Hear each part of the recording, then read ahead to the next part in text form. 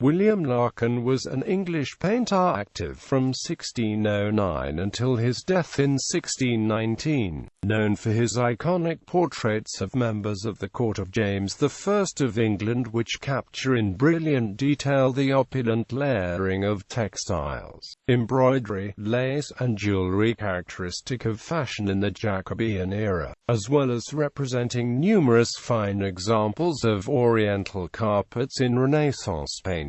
Life. Larkin was born in London in the early 1580s, and lived in the parishes of St Sepulchre Without, Newgate, Holborn, and St Anne Blackfriars. He became a freeman of the Worshipful Company of Painter-Stainers on the 7th of July 1606, under the patronage of Lady Arbella Stewart and Edward Seymour, 1st Earl of Hertford. Married before 1612, he buried a stillborn son in that year, a son, William, in 1613, and a daughter, Mary, in January 1614, all at St Anne Blackfriars.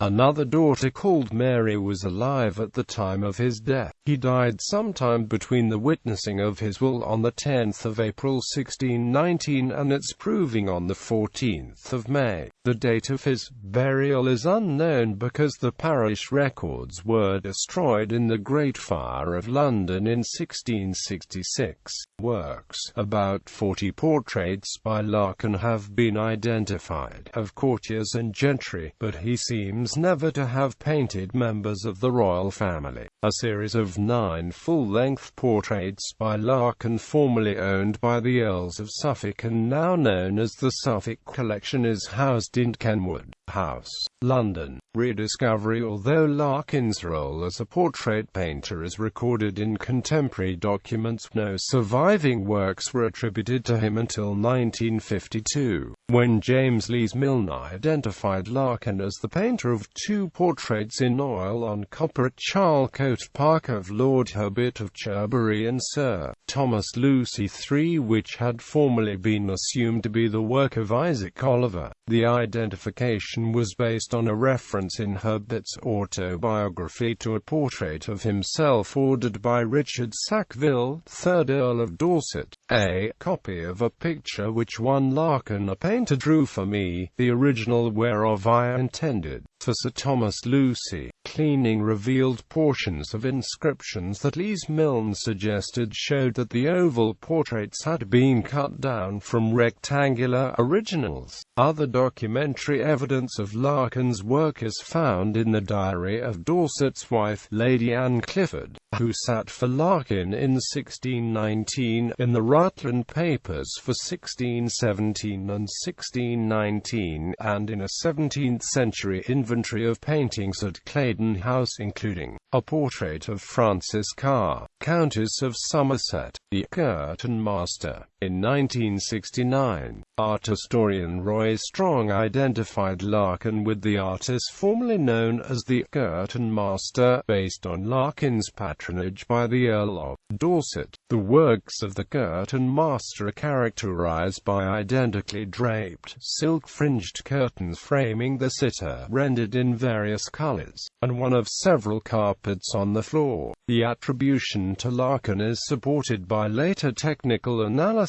comparing these portraits to the documented portrait of Lord Herbert at Charlecote Park. Although various hands are identified in the backgrounds of the full-length portraits, indicating that Larkin employed assistants in his workshop or studio to paint these repetitive details, a common practice at the time. Critical assessment. Larkin's work marks the last stage in a tradition of English portraiture traceable from the later work of Hans Holbein the Younger through Nicholas Hilliard, in which the sitter is painted in flat, lightly modelled fashion, surrounded by meticulously rendered wardrobe and props, with each detail of lace, embroidery, and gilding carefully delineated. Writing in 1960, Sir David Piper said of the paintings now in the Suffolk collection and their ilk, artistically, they are a dead end, but they have a strange and fascinating culminating splendor. The deaths of Hilliard, Larkin, and fellow portraitist Robert Pete the Elder in 1619 marked the end of this insular tradition in British art gallery.